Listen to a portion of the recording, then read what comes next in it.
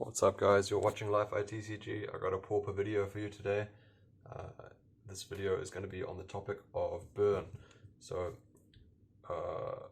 what I think about burn is that it's got quite a lot stronger recently, and you might think, well, okay, what new cards have been printed for it? What new cards are you playing in your burn deck? And the answer is that basically none, right? Burn hasn't got any new cards for a while. And in fact, the deck I'm about to show you, which I played in the Magic Online Challenge this Saturday, is almost the exact same as the deck that I played in the Magic Online PTQ, which was like maybe a year ago or something like that. Just changed a few sideboard cards, and yeah, none of them are new. But the reason why Burn, I think, is much better in the format right now than it was like a couple months ago or a month or so ago is the printing of Commander Legends and Fall from Favor. If you've been following Pauper, you'll know that that card is completely taking over. So if you haven't been paying attention, Fall from Favor is a blue aura, costs 2 and a blue enchant creature. When Fall from Favor enters the battlefield, tap enchanted creature and you become the monarch. And then enchanted creature doesn't untap during its controller's untap step unless its controller is the monarch. So it's kind of like a blue palace jailer. You don't get a creature with it, but it costs 1 mana cheaper. And of course all of the Theories decks are playing this card, like usually 3 copies. So whether that's mono blue or blue black or blue red, like online, these decks are like the most popular in the meta by far.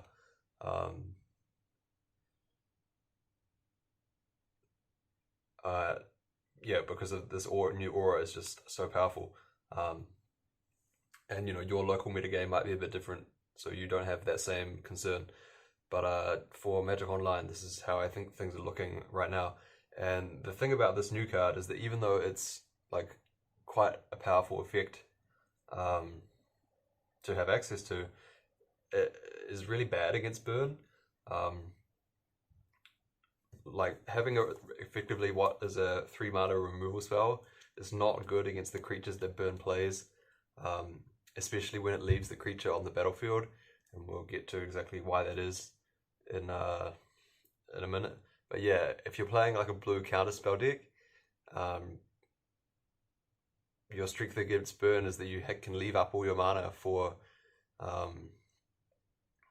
your spell starter sprites and your counter spells and all that.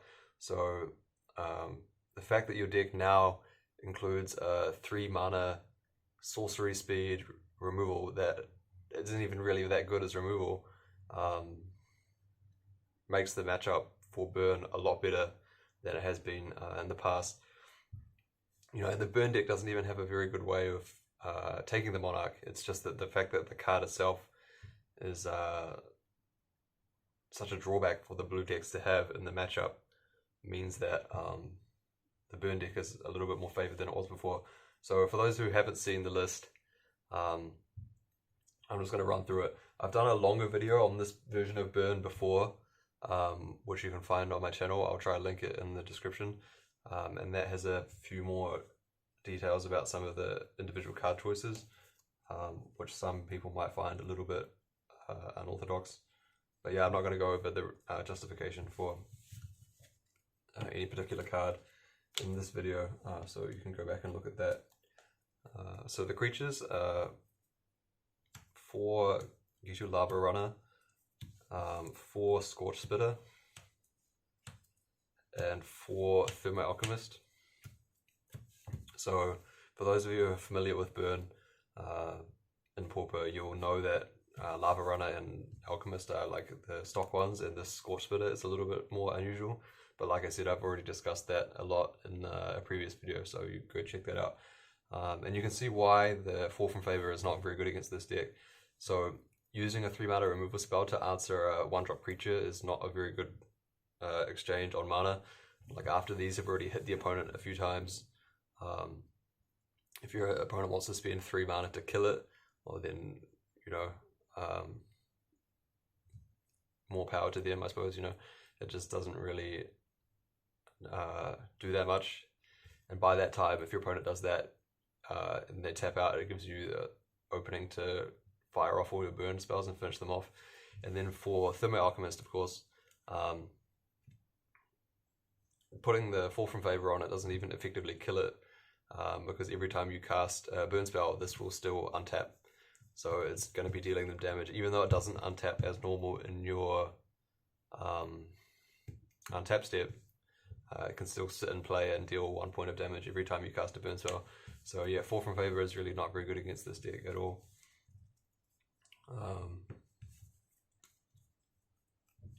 Yep. And of course, Lavarunner has haste, so if your opponent tries to play Fall from Favor on one of your creatures and doesn't have their defenses set up properly, you can sneakily shoot one of these through and take the Monarch back. That usually doesn't happen, but it's worth noting. Yeah, the fact that like you don't expect to take the Monarch back after they get it, that's not why the card is bad against you. It's just the fact that if they tap out for it, you're normally in a good spot. But yeah, like I say, it's just something worth noting.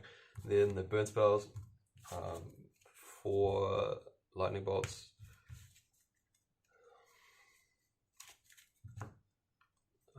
4 rift bolts, 4 Skewer the Critics, 4 chain lightning, 4 lava spike. So some of these are in different color sleeves because I'm a filthy cheater. Nah, it's because I took them out of my legacy deck. So yeah, these are really straightforward. Just 1 mana, 3 damage. Play all of those that you can. Then the more unusual burn spells: Curse of the Pierced Heart, Searing Blaze, Fireblast. So pretty stock for per burn. There's no needle drop. Basically, that's what I cut for the Scorch Spitter, but like I said, I've talked about that in a previous video. Then the lands just 16 mountains. So these are Battle Bond mountains, but you can play any mountains that you want. You can even play snow mountains if you want to pretend you're blue-red Delver. Let me know what is your favorite mountain in the comments. Don't say Arabian Nights because I can't afford those. Then the sideboard, 4 Smash, 3 Incinerate, 4 Orcish Hellraiser, and 4 Martyr of Ashes. Oh, what happened there? Oh, the sleeve stuck. 4 Martyr of Ashes. Yeah, so the only difference between this this exact list and the list I played in the PTQ quite a long time ago is that these Incinerates used to be Seal of Fire. I just like Incinerate a bit better because if you're aiming at your opponent's face, it does more damage. That can matter sometimes. Sometimes versus River Boa, the no regen clause can matter, but that's not really a huge reason, especially because Stompy seems to be much less popular now. Even though that's a deck that I think can have quite a good matchup versus Furies as well. Although not exactly sure how that matchup looks now with the aura. But yeah, like I said in the other video that I made for Burn, like this slot has a lot of options depending on the meta you expect. I think you can think about like Blur of Blades, Seal of Fire.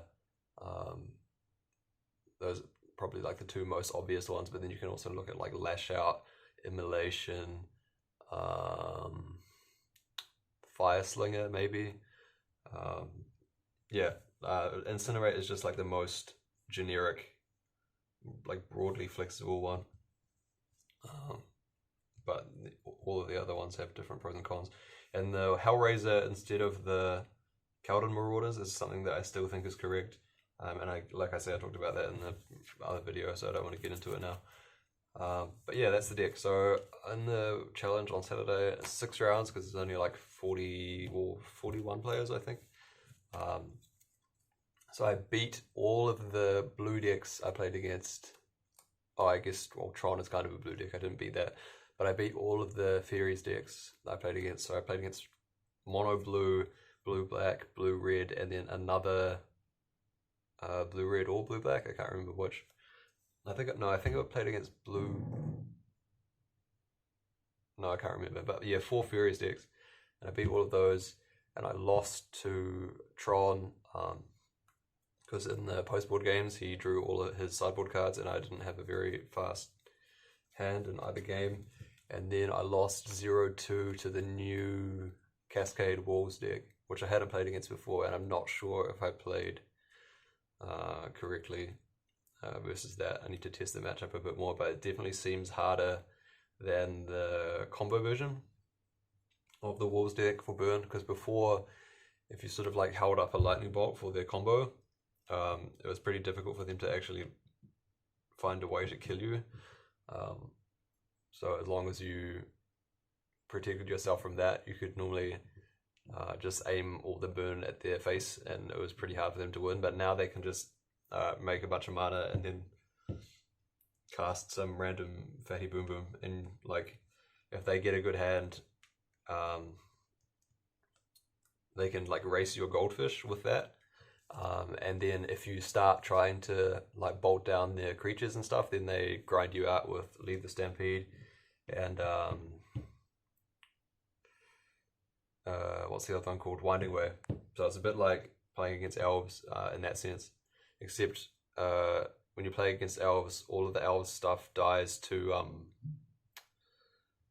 Martyr of Ashes, whereas against walls it's a little bit more difficult because everything has way more toughness. So, you know, like I say, it's a little bit more tricky than that. So yeah, as long as the metagame seems to be full of Spellstutter Sprite decks with full from favor, I think this is like a reasonably good choice. You do have to understand that matchup pretty well, though. It's not totally free. But yeah, I think it's I think Burn is like in a slightly better spot than it has been in the last few months, just because of how bad the card Fall from Favor is against you. So that's everything about Burn. So, oh yeah, so my final result in that challenge was like 12th, I think, with the 4-2 finish. So the other deck I was working on in Pauper recently was Tortured Existence. So the most recent video I did on that was the one where I talked about including the what's it called? The Llanowar Visionary. It's in the name, the combo of the Llanowar Elf and the Elvish Visionary. So that deck is, on the other hand, Fall from Favor made that deck a lot worse. That deck can't fight over the Monarch very well.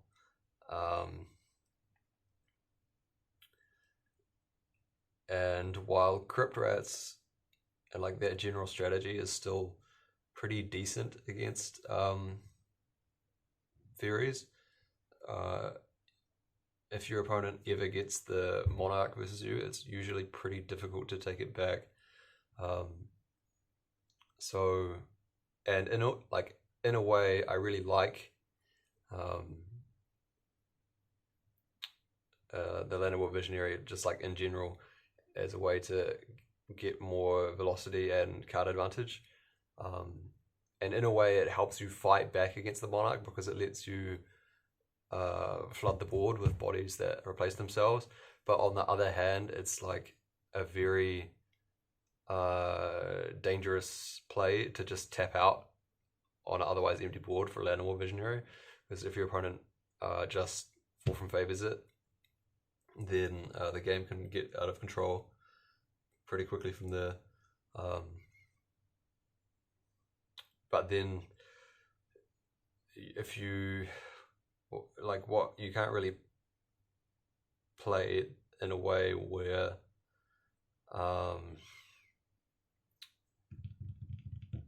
you avoid that. Like you do have creatures like Psycho Tribalder where you can play it and then obviously it can't be the target of Fall from Favor, right? Because you would just sack it in response. And in a way, Crypt Rats is kind of like that as well if you don't cast it unless you have mana up to use it. But you can't really build the deck in a way that you play the whole game like that, which is the problem that I have mostly encountered. And I don't exactly know how to fix that. So one idea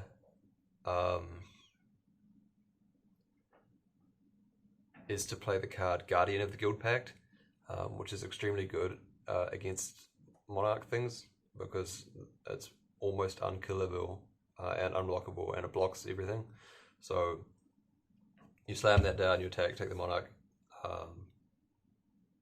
Even if your opponent takes the Monarch back, at least you're like both getting cards evenly, and then you have like Crypt Rats and extra life gain from your brown scales and everything, and like you can generally leverage having more resources better than your opponents will be able to.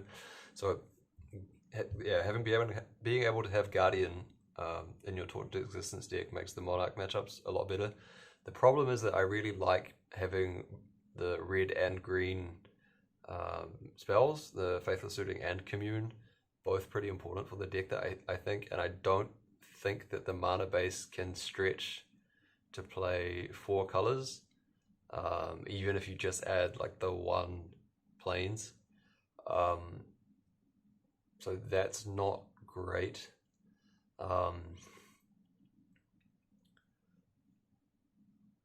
One thing that I have seen somebody try in a league, was it a league or the challenge the week before? I can't remember, but they had Twin Silk Spider in their deck.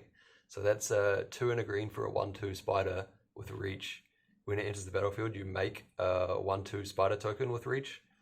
So that's okay versus Monarch stuff, I think, because blocking the Furies is good and it gives you 2 bodies. So it's less vulnerable to Fall from Favor, and it's better at attacking through multiple blockers. So that's an interesting kind of effect to play. You know, you could also play something similar like Lazotep Reaver or Mog War Marshal. Probably not Mog War Marshal because the mana, the red mana is a little bit harder to get. So yeah, an effect like that might be worthwhile, but it's pretty low impact in other matchups, like versus Boros Monarch, for example.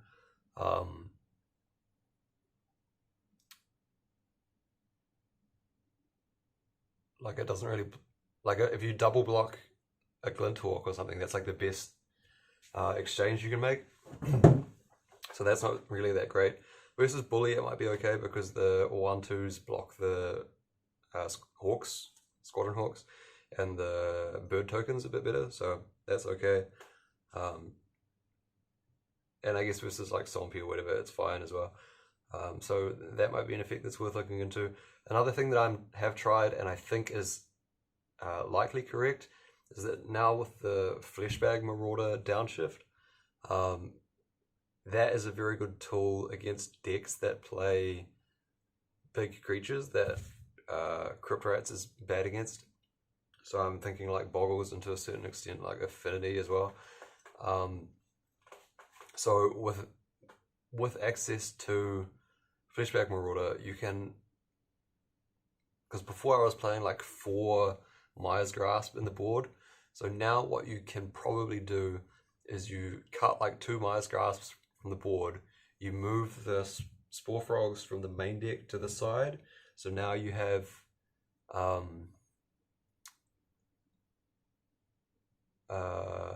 all 3 Spore Frog in the side with 2 Maya's Grasp, and then you play 2 Fleshbag Marauder in the main deck. So that's a much better main deck card than Spore Frog, I think. Like Spore Frog is one of the cards you brought out like the most, and having the Fleshbag Marauder effect is pretty helpful in a lot of spots. Yeah, versus those decks like Boggles, Affinity, Slivers. Being able to take out their big creature with the sacrifice effect like that is really useful. But yeah, so the big problem is the fall from favor issue.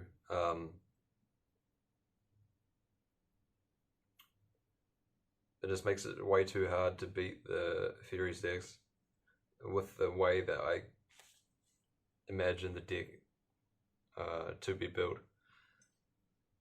Because like you can cut the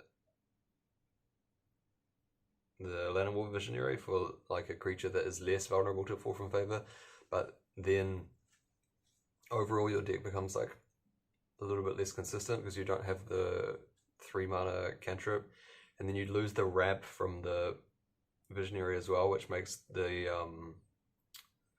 Wickerbow and the Mold Shambler in the sideboard quite a bit worse. So yeah, that's tricky. So maybe there's a arrangement where you play a card like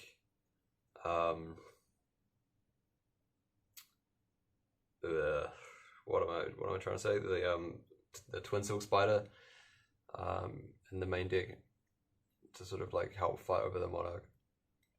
Another weird card you can play is stuff like Gingerbrute, or like I've even thought about in the burn deck playing like Spark Elemental to steal the Monarch, the 3 power haste trample for 1 mana, sacrifice it at the end of the turn.